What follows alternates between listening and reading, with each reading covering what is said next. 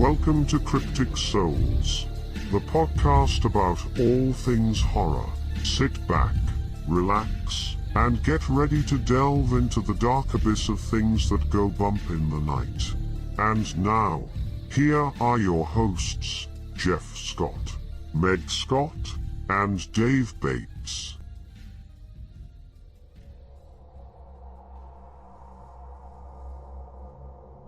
Welcome everyone to the third episode of Kryptic Soulz. Glad you decided to join us again. I'm Meg. I'm Dave. I'm Jeff. In this episode, we talk about horror comedies. Specifically, what makes it a horror comedy. Also, we do a review of Spiral from the Book of Saw. So here we are. Finally made it. 3. Only took what? 6 months? I think 7. Nah, I think it was like 3. 3. So months. we had 1 month between 1 and 2. Well, now we have yeah, 3 true, months but between 2. We're supposed to have 7 episodes, but that didn't happen. Well, yeah. Hopefully now we'll be able to get it onto a decent schedule and we'll actually have more of these out, so that would be really cool. Yeah, things will be a lot better now, actually, now that we have... Stuff in order. Yeah. Let's Yeah, keep it we're that starting way. to learn how to do this. Yeah, exactly. Yeah. So here we are, episode 3. We're talking about horror comedies. Specifically, what is a horror comedy? I mean, does anybody really know? Is it horror with funny moments, or is it written funny moments with a little bit of horror? I've actually heard a lot of references to like the actual distinction, like that some people actually, Broke it down. well, as far as, there's horror comedies and then there's comedy horrors. Yeah. And then depending which word comes first is more the root of what the movie is. Yeah, I figured that out too when we were researching all the movies that people were putting into those categories. There were some of them we just didn't agree with. For example, somebody had put into the horror comedy genre list, like Lost Boys. Lost Boys, I found that to be more of like a cheesy horror, not really like a horror comedy per se. That's 80s horror. That's not comedy horror. That was just the tone of the time. Exactly. It was just a mainstream 80s horror. Yeah, Exactly. It just happened to have certain funny parts in it, but that's just because of the actors in it. I mean, Corey Feldman, come on. Exactly. I mean, the dude really can't act. I mean, he hasn't had a good acting job since the Goonies, really. No. When you really think about it. Yeah, give the guy a break. He can't really sit right either, so. Well, no. Wow. We'll leave that one alone. So a lot of people have their own take on it, and it's really interesting. So, Lost Boys is not in my list. Never was. So when people think of horror comedies, obviously things that come to mind would be like B movies, but I don't consider these horror comedies. I think they're just movies that people put together. I mean, let's talk about Trauma, or however you want to do it. Yeah. They try to put humor in there, and with horror and splatter and all this exploitation. I don't really consider them horror movies per se. I mean, people say The Toxic Avenger is funny, but it's a good horror movie. I'm like, it's really not. It's one of those Saturday afternoon I watch on Commander USA's Groovy Movies because I have nothing else to do on a Saturday.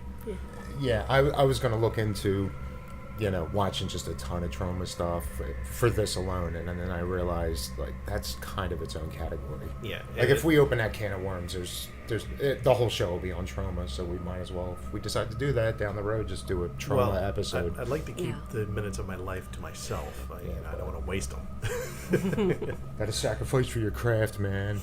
Well, that's what they did. They sacrificed just to get it noticed. Think about it. Hell, let's get that crap on television. Exactly. Well, he actually even wrote a book. Oh, yeah, I have it. How to actually direct your own damn movie. Exactly. How to produce their own damn movie. I have those, and I read them, and I'm like, that's why. I just don't feel like bathing in virgin blood and giving up my firstborn. So I'm gonna have to borrow those.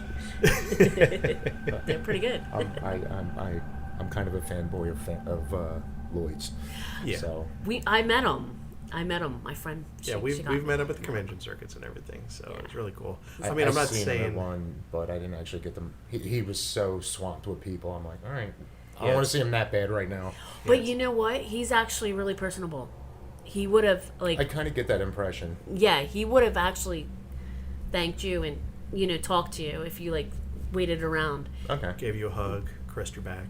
At least that's what he did for me. Oh, missed opportunity. Yep, missed out on that completely. But yeah, not so much like entourage or anything like that. It was just there was a lot of people like Right. in line and surrounding him. Exactly. So Yeah. So trauma is basically off the menu because that's like you're saying, a category all itself. But is it really horror? So I don't even know if we should even talk about it. But bloody comedy B movies, Well, I mean, and not in the UK way. I mean, just actual bloody.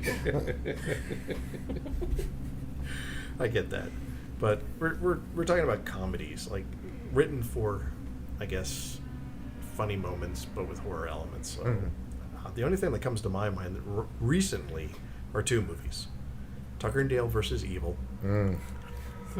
It definitely written in a way that it's horror, but turned on its head. Because no one's out to really kill anybody; it just happens. Yeah, It's like- I just love that though, how they twisted it around. The rednecks Yeah. were in Suicide cult. exactly. They had a suicide pact. Yeah, it's like watching Final Destination, but without any supernatural entity trying to kill people. Yeah. It just happens. So And I'd then- have to admit that was really well done. And they talk about their murder cabin as like a summer vacation home. Yeah. It's Yeah. our vacation home. Something from the Evil Dead be like, it's beautiful. It's beautiful. Just we gotta fix it up. Hashtag house calls. Exactly. How about you, Dave? Got anything on your mind? So, what was the one? I mean, one that I've kind of been obsessing over the last couple of years is Deathgasm, which very few people I know actually watch it, but I thought it was great. Deathgasm. And that's a horror comedy. That's a comedy? It's I think it was New Zealand, Oh, okay. That's why. and That's why. yeah, They're for really those good. who haven't seen it, it's basically you have these outcasts in high school that are into metal music, and they decide to make a metal band, and they name it Deathgasm. Nice. And but then they've come across basically some sheet music, which when they learn to play it summons demons, and then it's kind of like a New Zealand Shaun of the Dead kind of thing. Nice. That is pretty cool. Well, that's another one. Shaun of the Dead. That one comes to my mind. I love that one. Yeah, I just rewatched that the other night, and I forgot how much I love that. Yeah, I mean, you Such can't go wrong classic. with zombie movies as a comedy. I mean, you technically could say Return of the Living Dead is somewhat of a comedy, Right. but Was it's that more. intended to be? I mean, it absolutely is. I think that they actually went out of their way to put humorous moments in there with the zombies because they wanted to make it as far different from Night of the Living Dead and all the other Romero zombies yeah. and all that because They're trying to ride that train, but still Well, it does- distinguish themselves. truthfully, Yeah. they weren't right in the train because the one that directed and wrote that one actually wrote and helped out with Night of the Living Dead. He was partners with George Romero. Yeah. Then they Was it, split. Banyan or whatever. Something like that. Like they split. He got to keep the name Living Dead, and that's why all the other movies are Of the Dead. Yeah. So he got to do that. They said Return to the Living Dead, and he kind of tied it in, but then kind of didn't. You know, I mean, the one scene that stands out is when the zombie's coming out of the grave. One steps on his hands like, "Argh," and then the other one goes, he's like, "Argh," pulls it away. I'm like, or the fact they talk now, so it's like completely different. But there's Right. like funny moments in there. That whole word. That was pretty much the birth of the whole zombie Yeah. brains thing. Like everybody grows up thinking like, oh, zombies eat brains. No, they're cannibals. But because of those movies, everyone's like, oh yeah, they eat brains. Yeah. All two of those movies because 3 and 4 were just horrible. Direct to video. I kind of have a soft spot for 3. Oh yeah. I have a soft spot too. It's called the bottom of my bin where I don't ever go. It's right down there. I leave it alone. But yeah. So the other movie that I talked about recently, mentioned earlier, was What We Do in the Shadows. I wanted to rewatch that and I couldn't get it to play. Oh, you really? That is amazing. I saw it like 5 years love ago, it. and Did you ever? Fox did a spin-off TV series on it as yeah, well. I haven't seen the series yet, but Oh, the TV series. Okay, I'm sorry. I just It's fine, but we're not talking about TV series. I'm just obsessed with what we did in the shadows because it was so well done. It made fun of all the vampire movies out there. That's what was so funny about it too, especially when they and still kept the tropes of a horror movie, which is even better. Yeah. I mean, when I first saw it, my friend recommended it to me. He's like, "This movie is funny and all that," and well, no, I started to watch it, saw it was a documentary, and I'm like, and I turned it off. I didn't bother. Then my friend said he couldn't stop talking about it. He said, "This is the funniest movie I've ever seen." Da da da. I'm like, all right, you know what? I'll force myself to watch it. I'll check it out, and I'll see. And I sat there, and then when it got to the good, I'm like, okay. And then from there, I'm like, this movie is awesome. So it is. Oh my god! And then I showed it to her, and then I'm like, yeah, there's a TV series coming. Oh my god, when? I was so obsessed with the TV series too, and it basically followed the tone of the movie. So it felt like I was watching an extension of the movie. Sometimes I even mix up pieces of the movie with the TV show. Yeah, because just the way the documentary movie was set up too, you had different scenes, and then the TV series they actually had a couple different scenes as well, and the flow of it was the same though, even though they had different characters. Was the series like a continuation of it, or was it just kind of its own? Yeah, entity? it was kind of a continuation. However, American style vampires. Exactly. It had an American twist because the movie was taken in New Zealand, I think. Yeah. It was because that's where they were from. Yeah. So the movie was done taking place in New Zealand, and the TV series was taking place in New York, and that was so funny. And they went into the history of how the vampires came over to New York City and stuff and everything like that. And then they did a little couple crossovers to the people over, like mentions to the people over New Zealand. Okay. No, they actually have them come into one of the episodes. Yeah. And show up. Not to mention, did they incorporate other vampire movies from other movies. They had this one episode where they were going to get someone from Twilight to show up. It's like, oh, good, Edward and Blade couldn't make it. Oh well. Yeah, because they were supposed to have some sort of like conference. Trying to kick out the vampires for doing something, for killing their major vampire. Yeah, like they made a reference. It's like, oh, thank God Tom Cruise is not here. Okay. So, and they actually had like Paul Rubens come back. Oh yeah. Yeah. As his character from Buffy. Yeah. The Vampire Slayer. Which is another comedy. At least that's what my wife thinks it is. Yeah. I think it's a travesty. I love Buffy the Vampire Slayer too. I thought the that movie was you're well. talking. Yeah, the movie. I loved the movie. I thought that was hilarious. I liked the fact that Buffy was actually ditzy and did not know anything, and then here she is, like thrown into this world of having to fight off vampires, and when she's the popular girl in school and trying to maintain that. And Dylan. And yeah. Because his career went great. I think there were a few other things that didn't go great with him.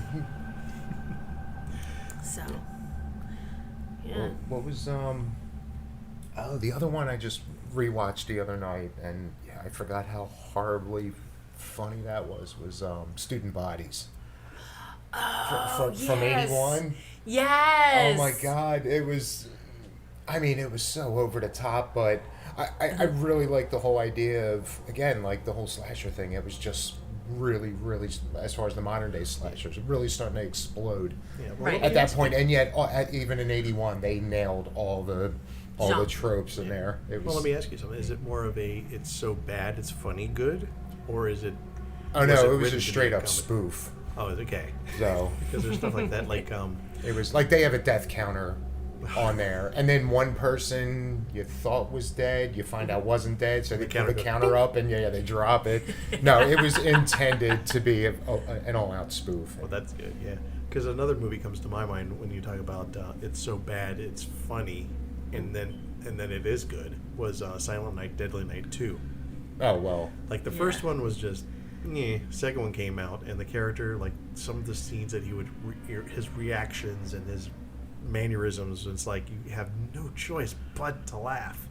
I mean, the one scene, garbage day, and he blows the guy away. I'm like, you can't help it because it's so bad to laugh at that. Now, was it meant to be a comedy? I don't think so.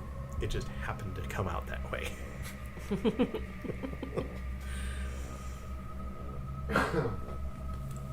Good thing.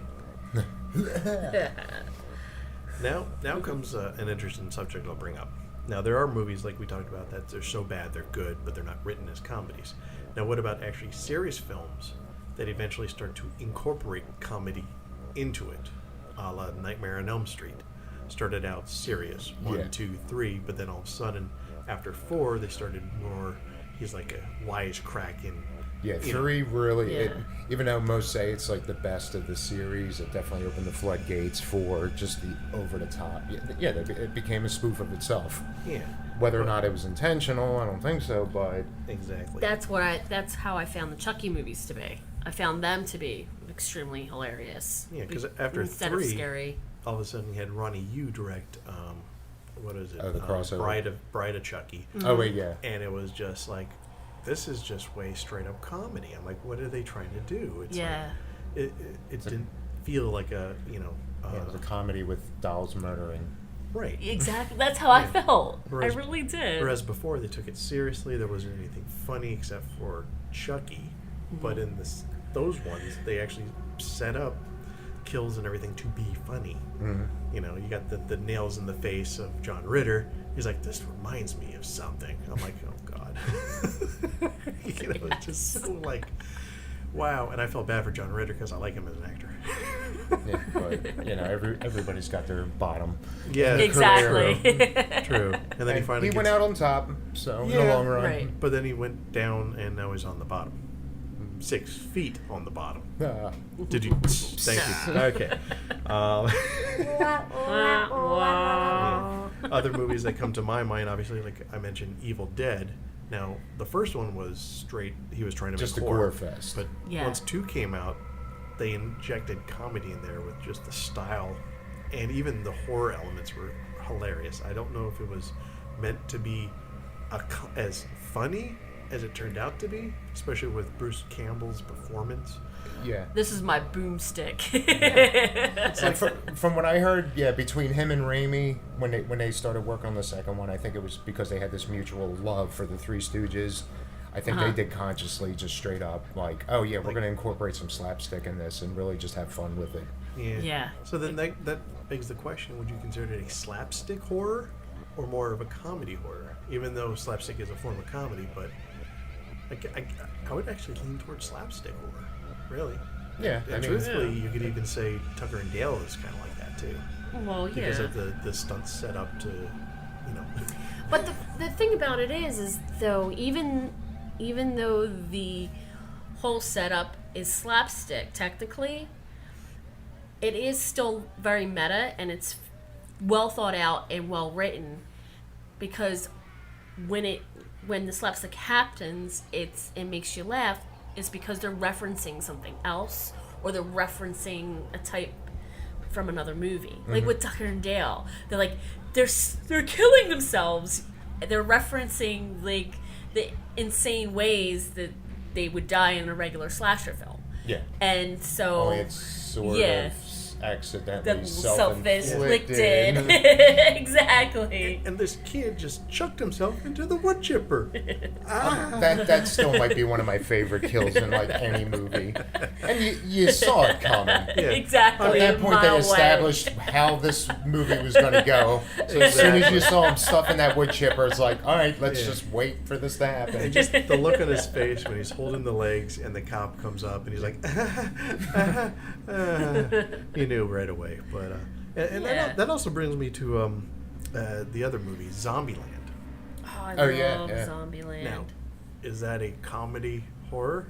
Yes, it's making fun of the zombie. It is a Or comedy is about it zombies. written seriously with funny moments? No, it's is totally making fun of all the zombie movies, because when he goes down his list of rules, those list of rules spread out into other zombie movies. Zombie movies. Like his first rule is cardio, cardio, cardio. Every zombie movie, somebody is outrunning the zombies because the zombies shamble so slow, and that's the joke. Gotcha. Yeah. So yeah, I mean, to me it all blends together, but yeah, for that I would say, yeah, it was kind of a comedy written in a zombie apocalypse. Yeah. Right.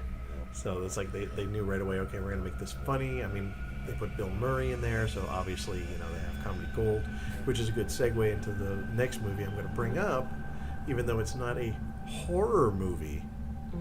And but people might debate me, so I have to bring it into this conversation. Right. Ghostbusters.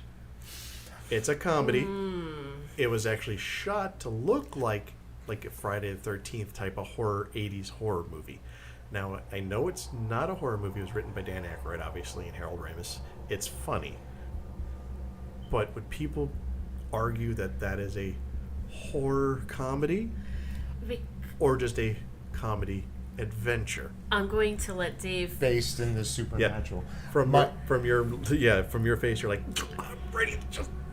No, Right. I just found it funny because I never thought of it that way. It was a comedy written about ghosts, so Yeah. which is a horror thing. It wasn't until recently that I hear more and more people reference it as just a funny horror movie. Even as a child, I was like, all right, like the library scene, the opening, that freaked me out as a child, but The one I never scene- thought of it as a horror. The one scene that No. freaks me out, and it because they used a physical prop, not a ghost thing or whatever. It's the skeleton in the taxi. He's like, and I'm like looking at that. I'm like, dude, that's freaky. That is so scary. And I'm thinking, I don't want to go into New York and get a taxi, because I kept thinking, I was young at the time when I saw the movie, so I'm thinking, I don't want to go to New York. Dead is driving around in taxis. Yeah. So those type of elements they throw in there, and some of the scary moments, especially with the main character Dana and all that, and the dogs. There's no Zool. Dina, it's only Zool. Yeah, it's just like a lot of those moments are technically scary if you're not an adult. And Well, Yeah. when I was a child, it was so funny, and I'm going to be laughed at for this, but maybe not. I thought of it as a science fiction movie more or less than a horror movie, because I would of the probably be more quick to go there than I would a horror. yeah, and that's exactly where I placed it. Never thought of it as horror, and I think people selected as horrors, like what you were saying, Dave. Like, there's that main scene in the very beginning with that ghost that scared everybody. Yeah, it had a jump scare. Like I said, it had some scary elements to it, but like I But- said, even as a kid, I never thought of it as, oh, this is just a funny horror movie. It was just Yeah. yeah, For me, it was more sci-fi. Yeah, like sci-fi, supernatural type of comedy. It's kind of along the lines of like Poltergeist. That really wasn't a. Yeah. I mean, I don't consider it a horror movie. It has funny moments in there, but all in all, it's more of a Spielberg fantasy type of thing. But he didn't direct it. No, he didn't direct it. I forget my what God. the final verdict was. It was Tobe Hooper. Yeah, that's right. It was he his directed it. movie, but then I don't know if it was the Coke thing or what was going on, but somehow Spielberg got Involved. more credit than he was originally, or more credit and/or involvement than he was originally intended. Yeah. That's So probably, he kind of gets more like, oh yeah, because Well, at that listen to the soundtrack. That's a Spielberg movie. that probably watered down the horror elements to it. But I found it to be more of a horror movie. When I was a kid, that was the only movie that scared me, and where I turned out the lights, I couldn't go to sleep. Yeah. Well, I mean, I wouldn't say it's a comedy either. I mean, like I said, there's funny parts in it, so it doesn't really Yeah, they got some- classify. I mean, it's just like Right. The Exorcist. Technically, you can look at that and laugh your head off if you really think about it. Yeah, when she's taunting the priest, but Exactly. yeah, that Because they're all that Catholic scared and we me. don't care about them. So I had to bring that up and bring it out there, because it's like, do we classify this as a horror comedy or just a supernatural comedy? So I think we've Right. established it with some horrific parts, but more along the lines supernatural comedy. Yeah. And I mean, if you really look at it, I mean, the lines are kind of blurred between the two genres in general. Like, You know, even as a kid, you would think like, oh, that's just two things that don't go together and all. But if you really break it down to the basics, you're looking at usually like a slow but some kind of build up that leads to an over-the-top payoff that gets a visceral reaction. Right.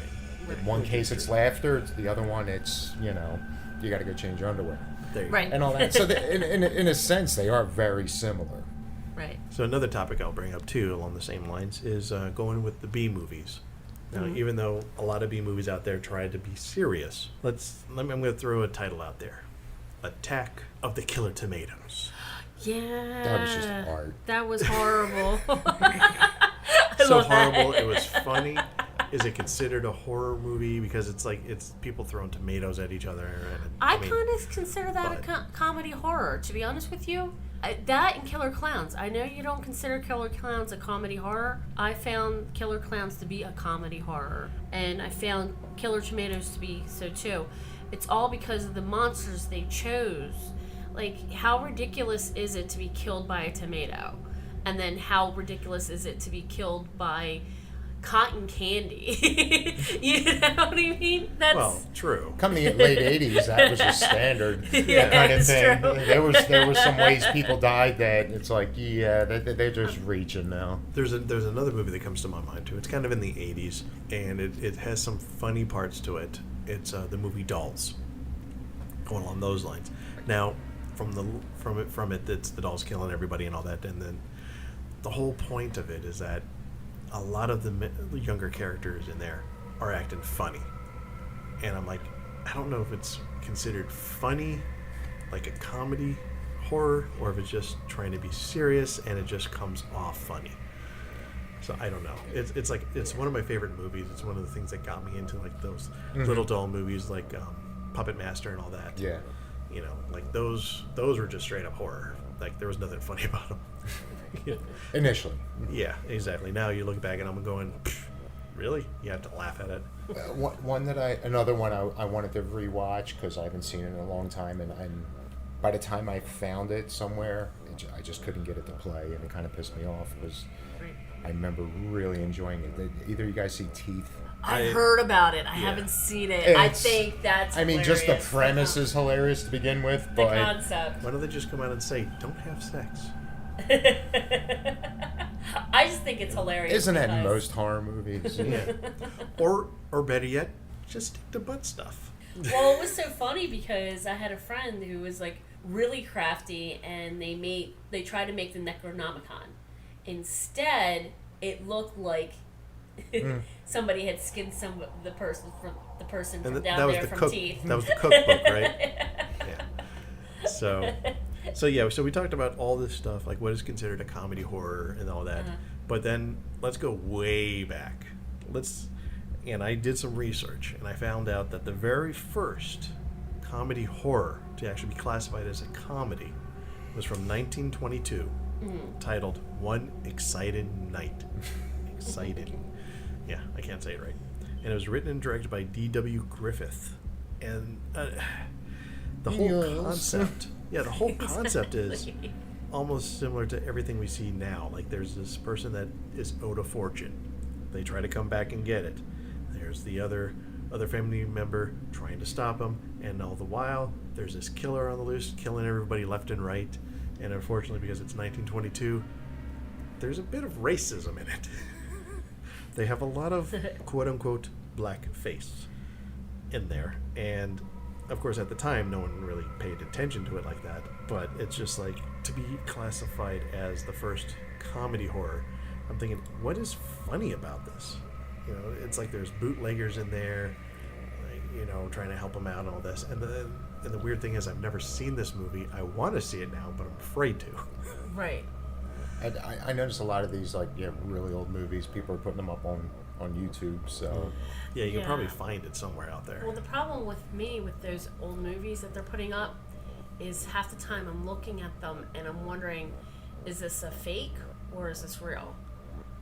You know what I mean? Like some people would just put up stuff just to get attention. Today? Nah. Nah. Nobody puts anything for attention. So it's just, Yeah, YouTube is wonder. legit. What are you talking about? We can trust whatever they put up there. It's the interwebs. Interwebs don't lie. Exactly. So, And then, yeah, I guess you were mentioning like the meta stuff and all, and then there's also, what about Cabin in the Woods? that's I'd say actually that on my counts as a list, too. straight horror Yeah. comedy.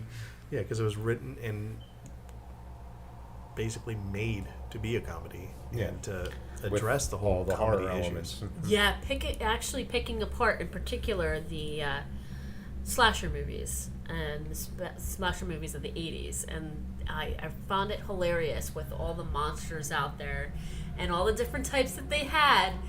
They still had, it still boiled down to a formula of the jock, the virgin, the The slacker. the slacker, you know. the joker. Yeah, the brainy person. And the, Exactly. You know. All in the entourage of people who were going to be killed.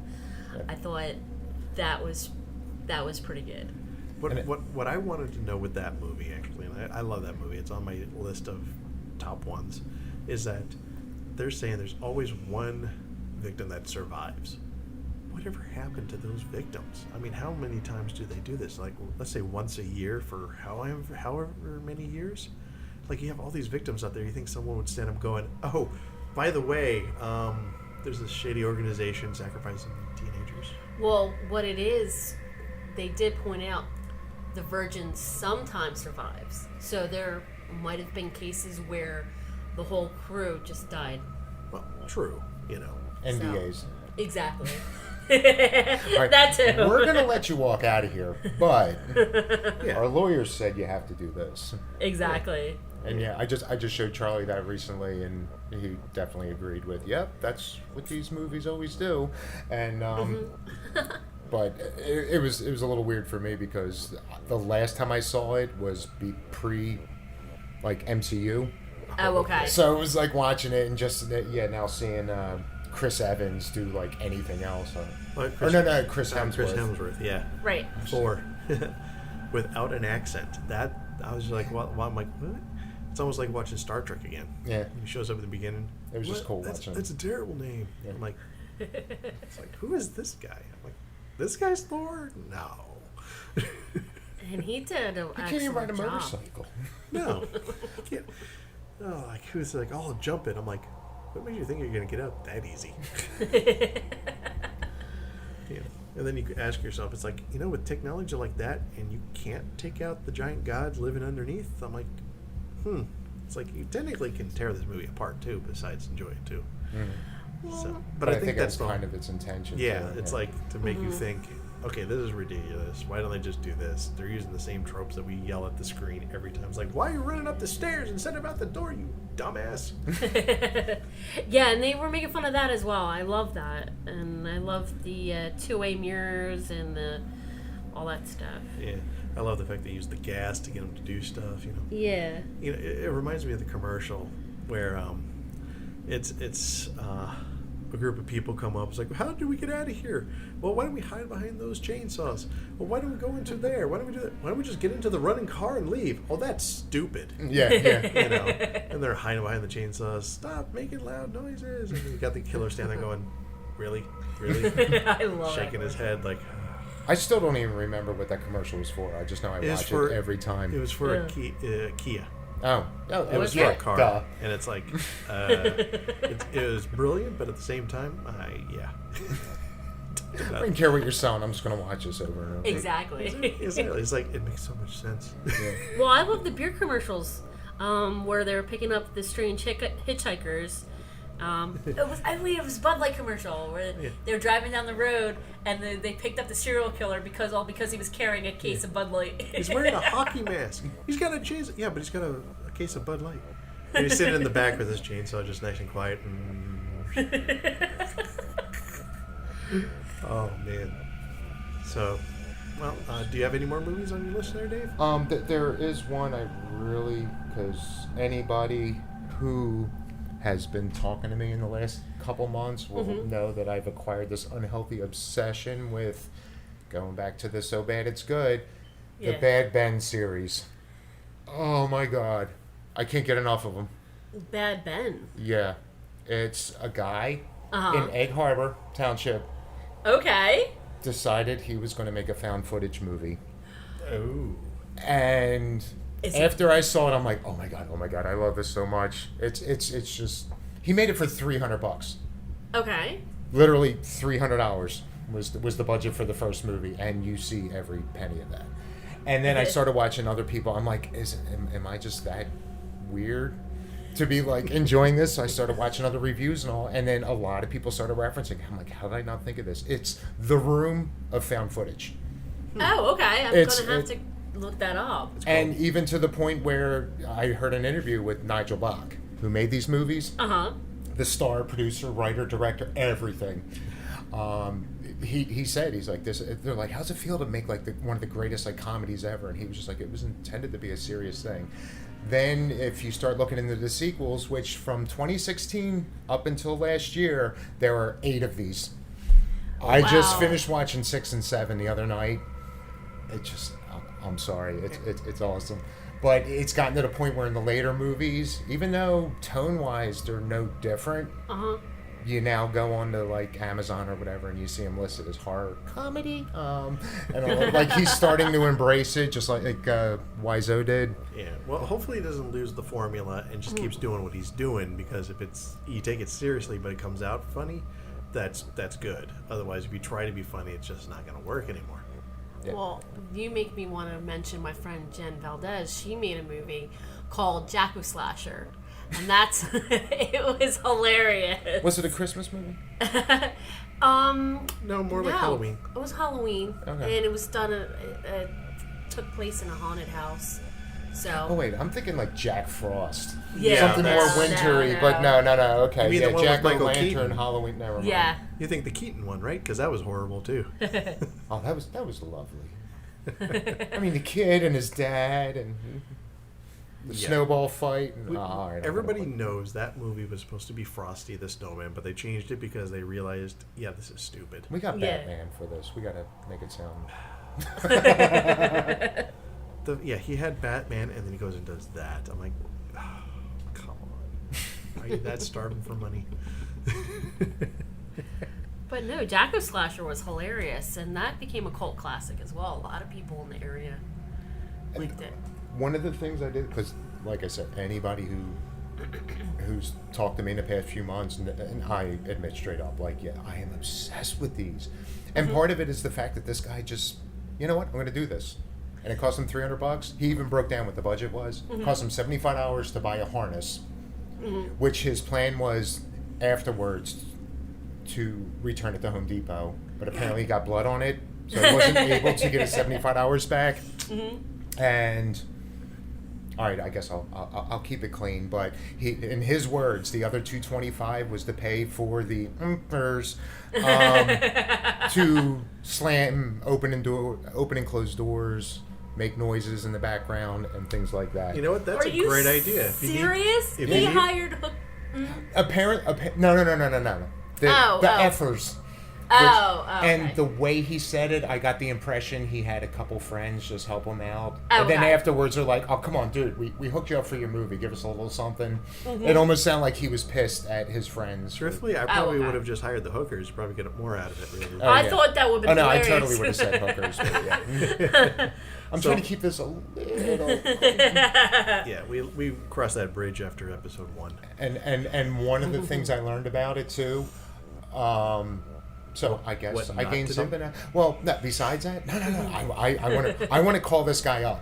He only lives Right. an hour away. I want to call him up and be like, dude, let's collaborate. I want to make something with you. But You know what? Maybe we should get him on the show one time and try to do an interview. I Yeah. would totally love to do that. Great. Yeah. Of course, I'll just end up shutting up, just be fully starstruck and Exactly. hi. No. But you But- know what? We'll let the audience decide. If you guys like to see us try to get someone on the show and interview them, let us know on our website, www.crypticsouls.com. Send us an email, and maybe we can try to get them on. And if then- not, we'll just move on. So that brings us to the end of our talk about comedy horrors. Let us know what you guys think. Like, what do you consider a comedy horror? You know, drop us a mail or comment on whatever device you're listening this on. if it's Apple Podcasts or hopefully Spotify or wherever.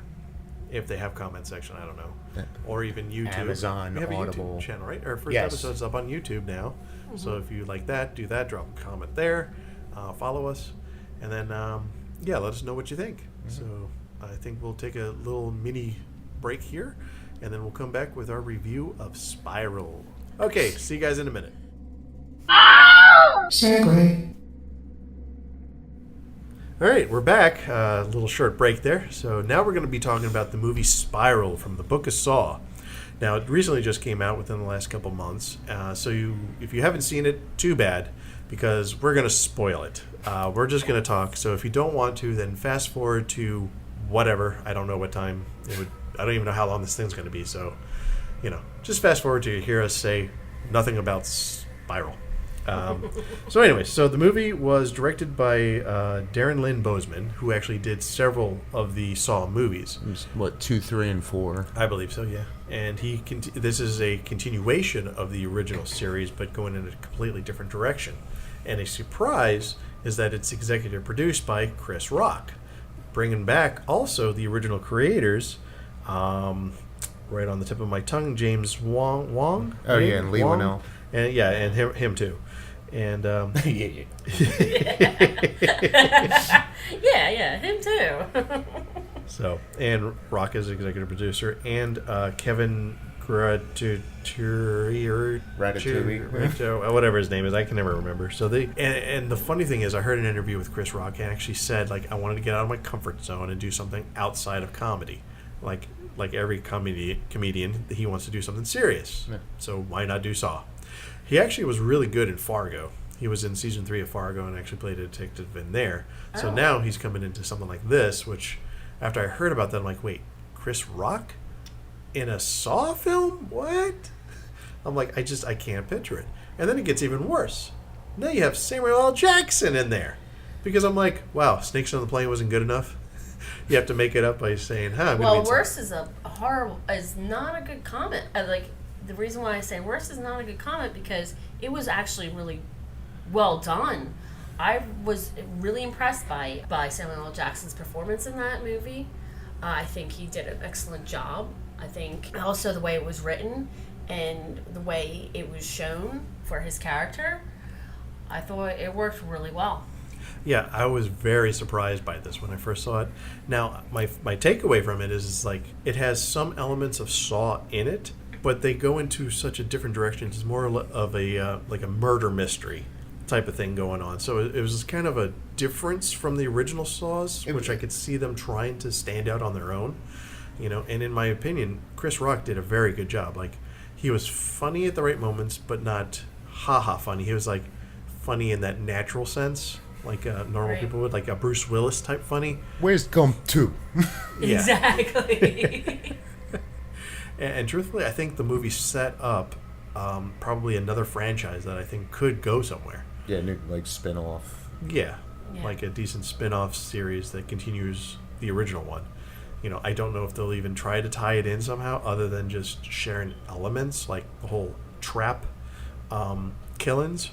That's basically what it is, and that's what Rock's character is trying to figure out, like who's taking up these copycat killings, and his dad is there to back him up, and it's actually a little bit of family dynamic too with his relationship with his dad. Right. Yeah, as brief as they were, I really love their scenes together. Yeah. I mean, you find out he was the ex-chief of police, and they worked together, and he wanted his son in there, and he actually protected his son, which you see in the film, which I thought was really well done. I mean, the write-in for this was like, I really do think they took more of a family look at it to really delve into these characters, as opposed to, okay, what are we going to do? We got all this family stuff going on. Okay, let's get a guy hanging in the subway and let's have the train hit him. There you go. I love it.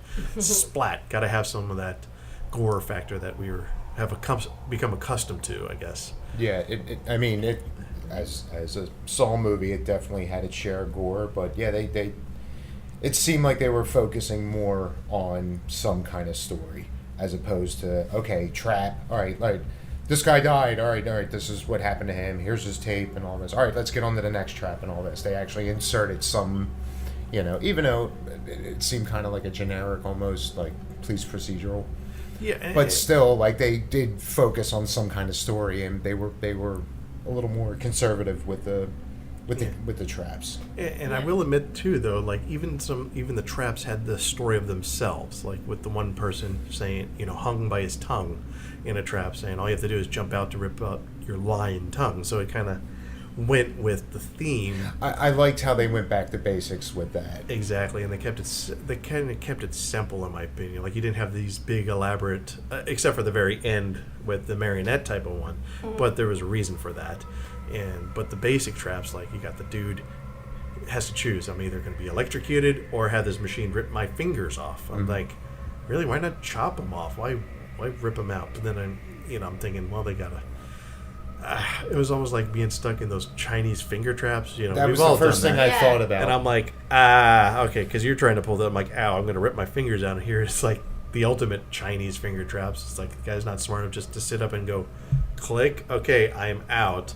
I'm like, what? His hands weren't working. He couldn't, Because I'm looking chopping his fingers off like that could almost be tolerable. True. But the idea of your fingers being ripped off, like that's But I mean, the tongue one, it's like he's clamped in there, pierced, so you can't just get it out. But your fingers, I'm looking at him like, dude, it's a Chinese finger trap. Haven't you ever done that? Well, put your finger together, dude.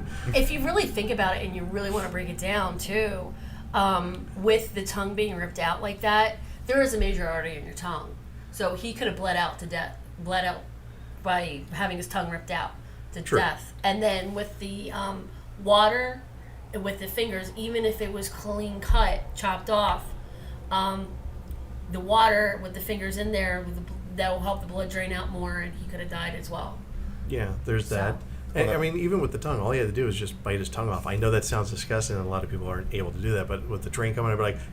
As opposed to the alternative. Exactly. Two issues I had. You still have half a tongue, and it still work. You can still be married. It'll be fine. I mean, there goes his love life after that. But.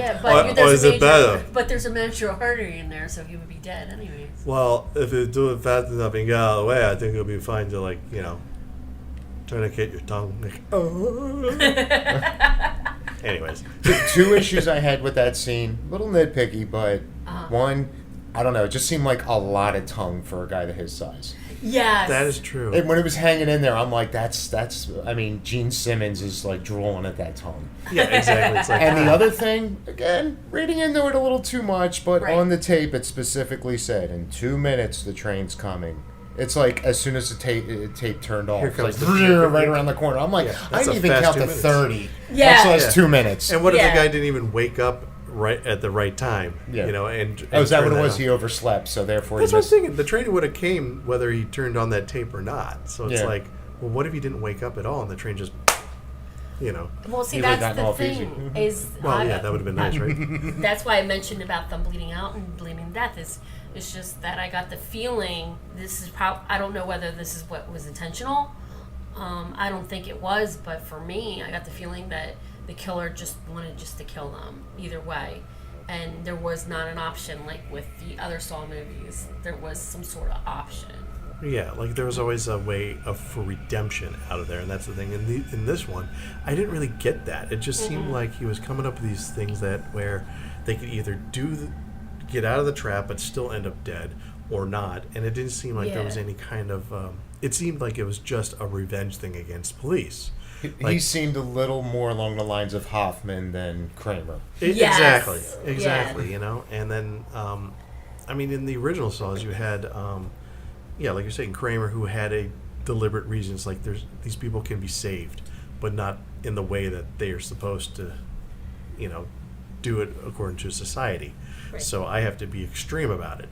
Now, give them the option to get out there, cut your hands open and bleed out everybody and, live or not, cut up your face and you'll, nothing that'll kill you unless you want the shotgun to, go off, just, but here, the tongue being ripped out, the fingers being ripped out.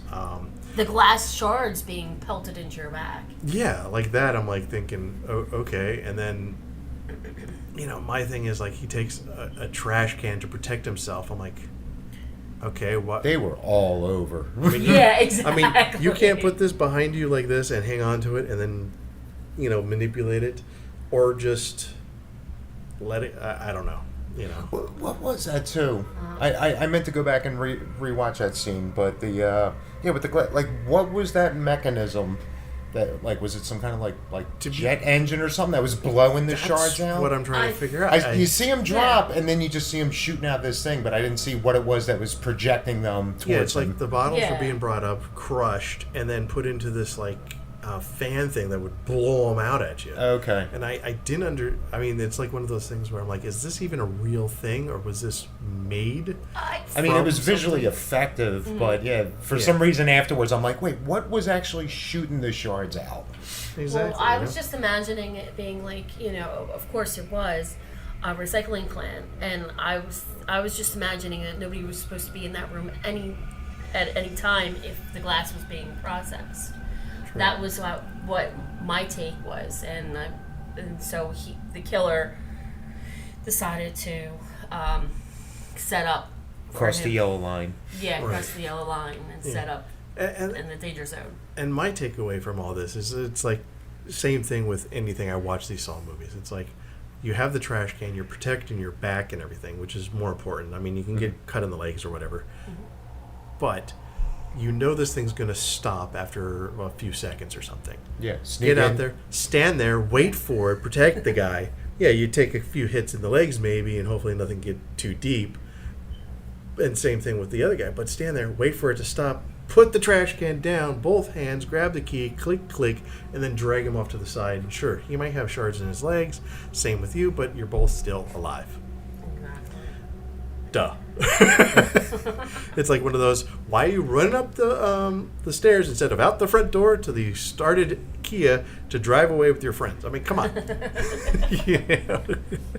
But then again, who watches these movies to actually see them escape? True. Exactly. It's just because I actually saw a YouTube series of this guy. That's what all he talks about. He'll go through each movie and explain how you could survive every trap. Yeah, exactly. It's like you could have done this and you would have been fine. Well, it's like watching those America's Stupidest Criminals. You see what they're doing and going, I can do that. It's like, my God, if criminals are this stupid, I'd be a mastermind. That's how I look at it. And, yeah. And then the very last one. I mean, I don't know how much we want to give away, but obviously his dad gets kidnapped. Yeah. And like I said, this is a mystery, so they're trying to solve who this guy is, why he's doing what he's doing, and there is a family backstory to this. Like, you find out, why is this person targeting cops? Because before it used to be scum of the earth or people that have done really bad stuff, so you didn't really feel bad. But of course, with what's been going on lately in society, I can understand a movie about cops being targeted and looked down upon, and they kind of use that as a sub storyline within Only they this. give it a specific very motive. very specific. It wasn't motive. just a broad cops suck, so we need to take him down. This guy had a major motive, and I don't think he had any redemption ideas in his head. He was, and I'll say this: he's trying to recruit Chris Rock's character, thinking, you're just like me. Why can't you help? Of course, we see Chris Rock obviously he doesn't join them naturally. Right. But, not yet. Yeah. We'll find out later on, It becomes like a Dexter. Something like that. Actually, Carrie Elwes comes back in the sequel and be like, you're doing it wrong. I really want him. If they continue with this whole thing, I really want to see him. Just pop in one more time. Because I want to see, if they're going to connect it somehow, and, there's that... I want to say cult of Saw, but that would be cool. That's a good idea. Because there's still followers out there that, I mean, at the end of the last movie we saw what happened and everything, and he's still out there. So who's to say he's not going to come back going, okay, you're doing it wrong and you're reckoning this motive, the legacy, So you never know what they might do. I mean, this, like I said, sets it up pretty well for a decent continuation, okay, here's where we're going to go, totally different from this one, and maybe that's what it needs, kind of like Scream, where they did number 4 and went in a totally different direction, kept it the same but went this way. So we'll see how this one works, and truthfully I think they did a well-rounded job. like we talked about, establishing the characters. You get to know them. You get to like them. I mean, even Samuel Jackson's character, you get to like, and you're just like, oh, I hope he doesn't die. Spoiler alert.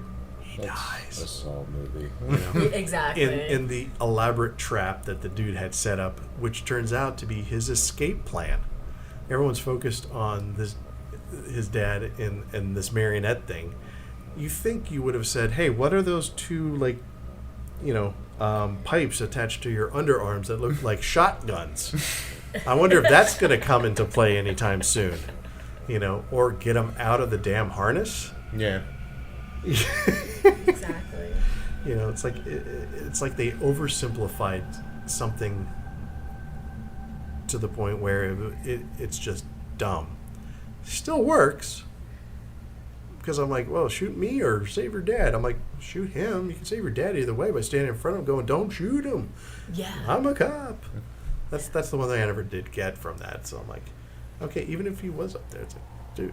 I mean, whatever. much like John Kramer, he kind of predicted, like his humanity. He knew how he would react and stuff like that, Yeah. or at least hoped he would react in the way he wanted, but it didn't. Yeah. And you could definitely tell it was a major bet. Like, he'll either do this or he'll do that. Hopefully, he doesn't do this, then I'm screwed either way. So, Right. And But, I was a little nervous in the beginning of it, like as soon as it jumped in with, Chris Rock going straight into the stand-up routine, the whole gum thing, and which I thought was funny, but I'm like, this isn't Saw. And then when he first, hooks up with the rookie, and what was his name, William? I'm drawing a blank. I know it's right on the tip of my tongue. I think it is William Or Willie or something. But the whole conversation on their first ride together about, family and spouses. And, I loved all that dialogue, but I'm like, this is just Chris Rock testing out new material. Yeah. And all that. But shortly, once things really started rolling and all, it got to the point where I almost forgot it was him. Like, Yes. when he really started getting in, I mean, I'm easily fooled with a lot of things, but but once he started playing serious, I'm like, I'm buying this. Like, he really is passionate about all this. Like, Yeah. Zeke. Yeah, he put himself into it. He did. That's what I took away from the whole thing, was I did buy him as a cop. I did buy him as that role. He did extremely well with that. Also, he did a great job in producing, meaning like putting up the money and everything, but also choosing the writer and the director, because I noticed the movie was streamlined. It didn't go over. It wasn't under. Yeah, they kept it at a tight, what was it, like an hour 30, 37, something like that. I believe so. I will verify. It was surprisingly trimmed, too, for... Right. So, it felt like it's something that would have gone on for over, 2 hours, but the fact that they, it was almost like a little An too hour and high throttle the 33 whole minutes. way. Yeah. Yeah, But- and that's pretty much. I mean, truthfully, the other Saw movies weren't that long either. They didn't delve into like a 2-hour soap opera or whatever. They got into it, they moved on. Here's what's going on, and then like an hour and a half, you're done. Well, that's what happened here. He kept it straight to the point. Yeah, and Yeah. it didn't feel like it overstayed its welcome. Which, like Yes. I said, you got these, I guess A-listers in on the mix. Like, I just when I first heard about it, I just really thought it was going to be like, okay, this is going to be like an epic, length thing and all. So the fact that they kept, winning, like, this is what's happening, I thought it was a little too much. Like, I thought they focused a little too much on the flashbacks. Yeah. Like, maybe they could have had less, but given you a little more. Because, Well, ultimately, in That one was, case... that was a lot of the character developments when you saw the flashbacks and you realized why. Like, you realized he's a good father when he's beating up his own cops because they let his son get shot. Yeah. It's like, what the hell is wrong with you? It's like, let my son get... I'm going to find out who was closest to here, Yeah. and when I do, Yeah. I'm going to shoot them. Yeah, because they didn't like his son for some reason, but yet... Because he ratted out the partner. Right. Yeah. Because the guy who needed it. And then, obviously, we find out the whole He was actually being a good cop. And the now only cops the are only like, good cop, wink wink. Hence, you find out the reason behind what's going on and why. I mean, that part I won't spoil for anybody. I won't tell you Right. exactly who the killer is or how it comes down. But It's the first time, too, I actually figured it out by, like, mid-movie. I had it narrowed down to 2, Right.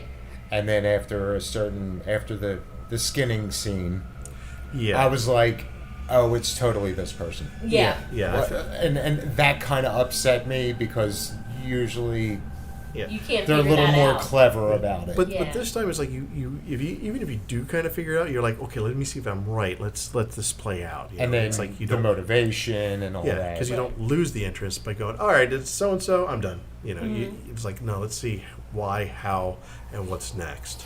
You know, because it's like he's either going to die and this is it, or they're going to continue it somehow. Yeah. But yeah, And it was just, a side note, I guess. So, Zeke, or Ezekiel, was that intentional? Was that Sam getting a little homage in the mix there?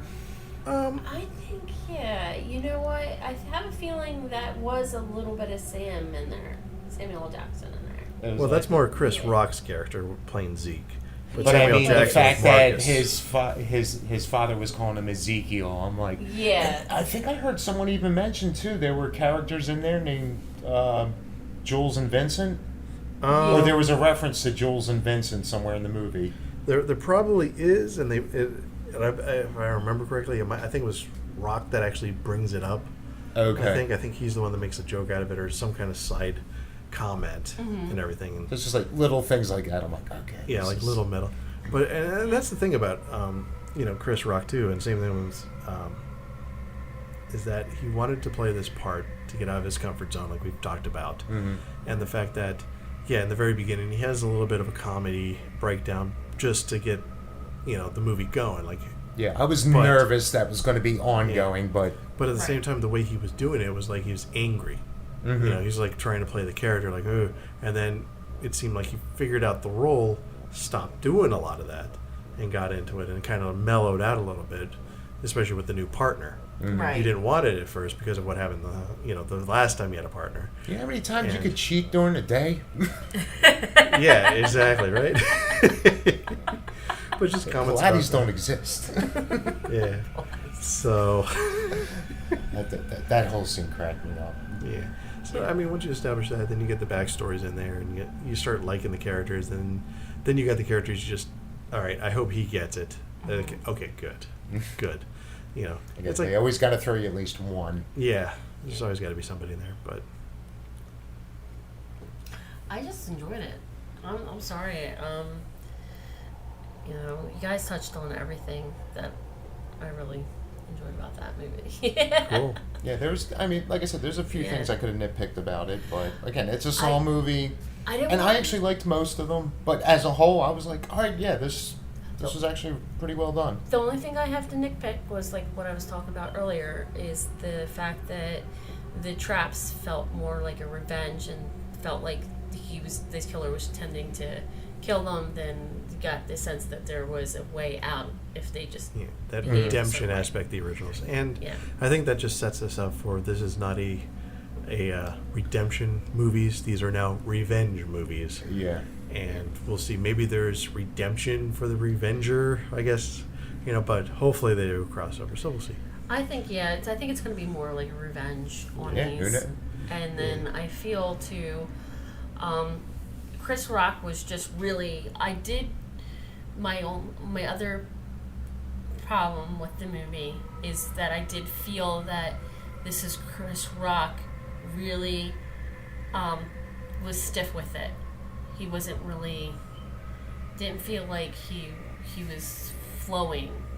Like kind of he's took that more feeling out as the character and trying to develop Yeah, it and figure out where I want exactly. this guy to go. He's Yeah. just getting his footing. And I took part of it as like, as a character, he was just frustrated because, Right. again, he basically became an outcast within the force because Right. he He's like a did the loner. right thing. Yeah. Yeah. Like he So- said, I can't trust him. Yeah.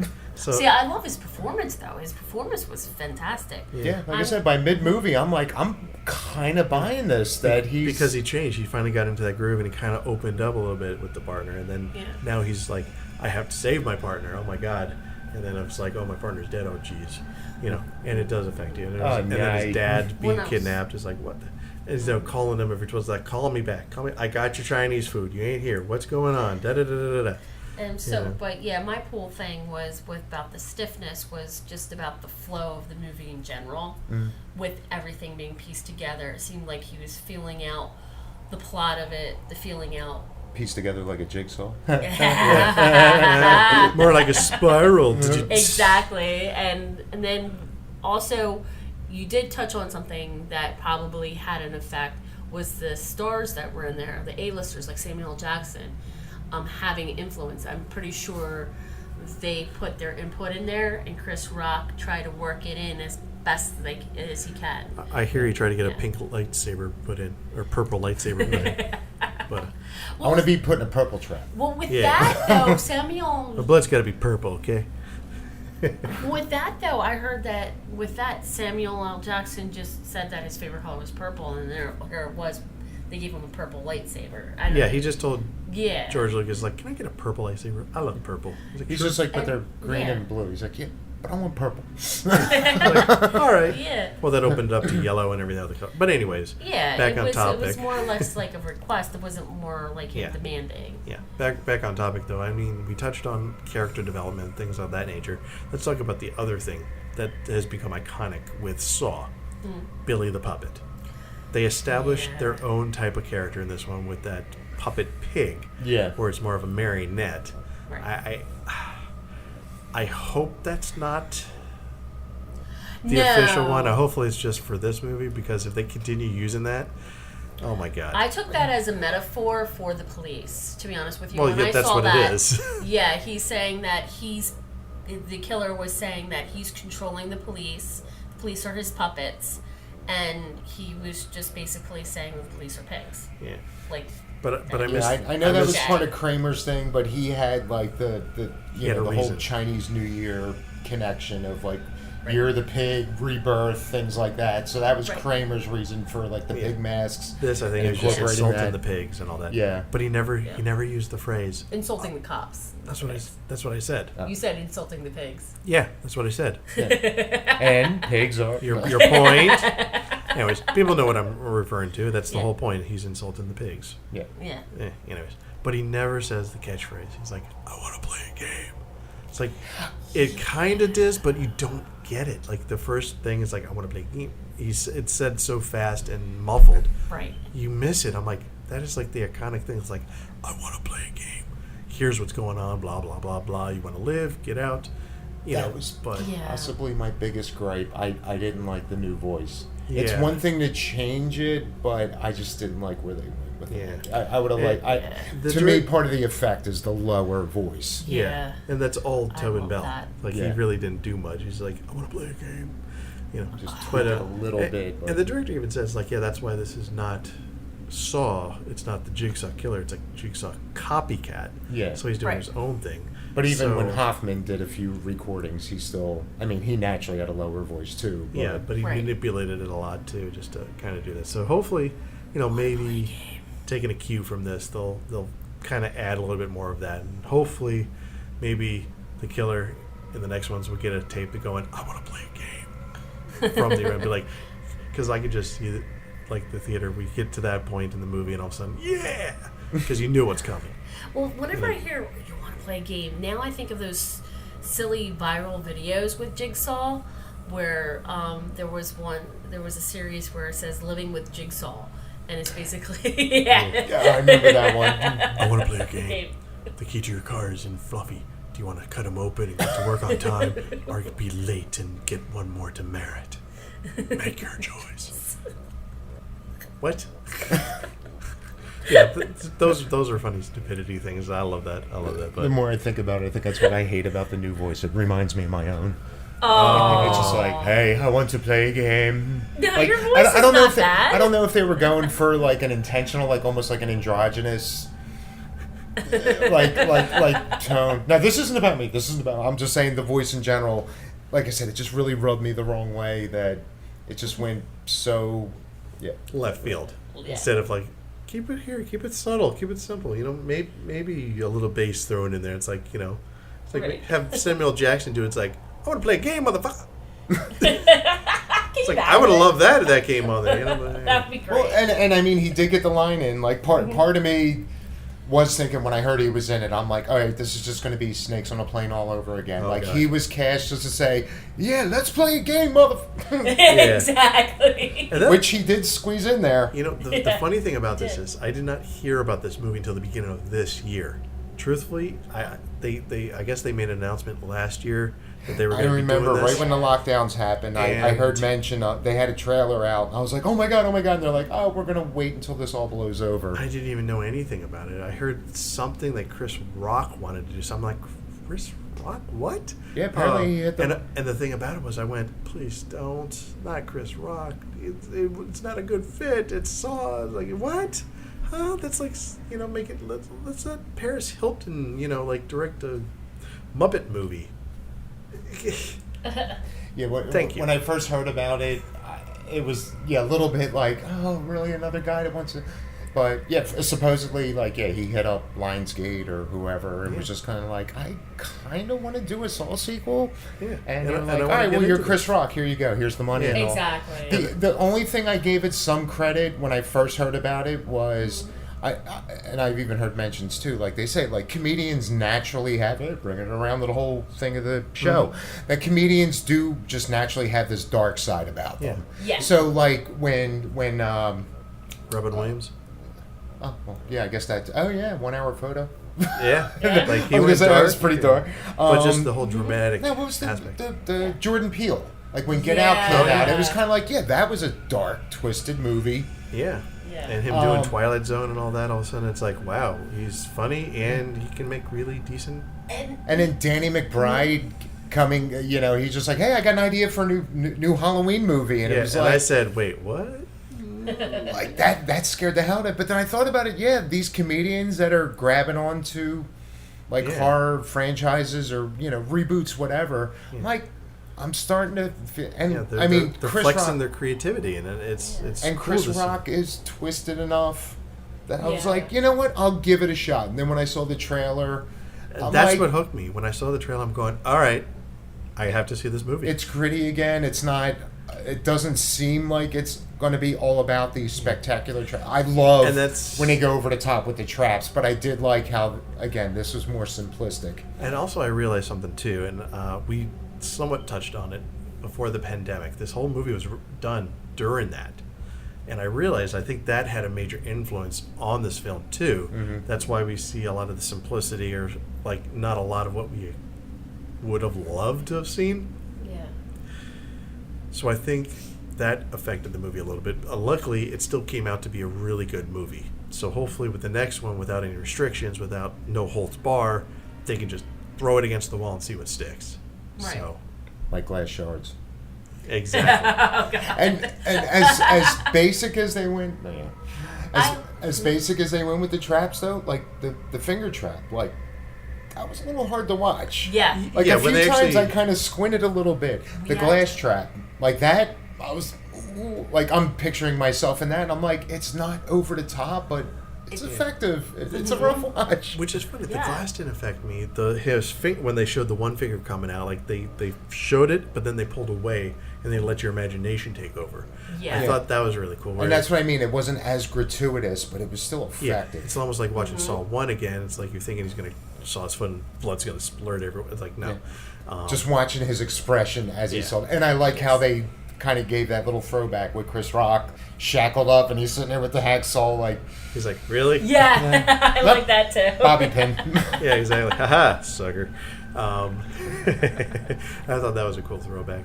And even with the train scene with the tongue and everything, like he never got ripped out. He got hit by the train, but even then, you don't see it. You just see it against the window, and it's just a bunch of, Yeah. but not a lot. Then you just see it hanging there quickly. So it's like, all right, well, that was kind of quick, and now it's over.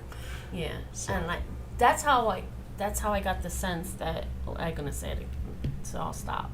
But And- that's how I got the sense it was revenge instead of redemption, because I think that was deliberate. Now that you reiterated that whole scene, it makes more sense that it was deliberate for you to feel that the person was not going to get out of the trap either way. Right. And speaking of getting out of the trap, we better wrap this all up. So before we go, though, we have to give it a rating. And I know we talked about this before, but we never have a rating system. You know, some places have, I give this 3 skulls, or I give this 5 body parts or something. Like, we haven't figured out what we want to do for reviews. Now, obviously, we'll come up with one thing, I think, right now. But we want to hear what you guys think. Like, what kind of review system should we use? Should we use skulls? Should we use body parts? Should we use how many, glasses of blood can we get out of this? I don't know. So, you guys, you let us know. And you know what? I kind of like the glasses of blood. I kind of like that. Vials. It's like 5 glasses of blood, because everyone else does Pints. other things. Ooh, 5 pints of blood. All right, so yeah, we'll go with the pints of blood, unless if the people out there decide they want something else. Sounds pretty cool. So I guess especially in the spirit of this review. But yeah, in the case of Spiral, I'd probably give it about 3.5. 3.5 pints of blood. Okay, Meg? I would give it a 4. Yeah, I would give it a 4. It's not quite a 5, but I would give it a 4.